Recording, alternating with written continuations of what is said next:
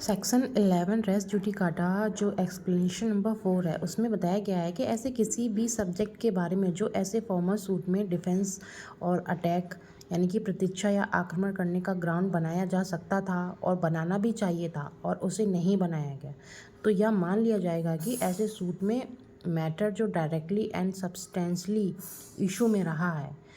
इसी को हम कॉन्स्ट्रक्टिव रेस जुडिकाटा कहते हैं। किसी मामले पर क्षेत्राधिकार के बिना किसी न्यायालय द्वारा पारित डिग्री न्यायिक नहीं है।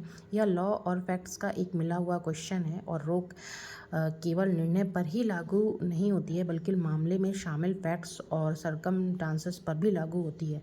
कंस्ट्रक्टिव रेस जुडिकाटा का मतलब यह है कि जो मैटर किसी मुकदमे में उठाया जा सकता था, उठाया जाना चाहिए था, लेकिन उठाया ही नहीं गया, उसी सेक्शन 11 में निर्धारित शर्तों को पूरा करने वाले बाद वाले मुकदमे में नहीं उठाया जा सकता है।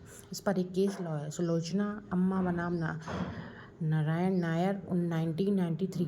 सुप्रीम कोर्ट द्वारा यह माना गया है कि रेस जुडिकाटा न केवल न्यायालय के समक्ष सभी जुडिशियल प्रोसीडिंग पर लागू होता है बल्कि ट्रिब्यूनल की सभी आदि जुडिशियल प्रोसीडिंग पर भी लागू होता है।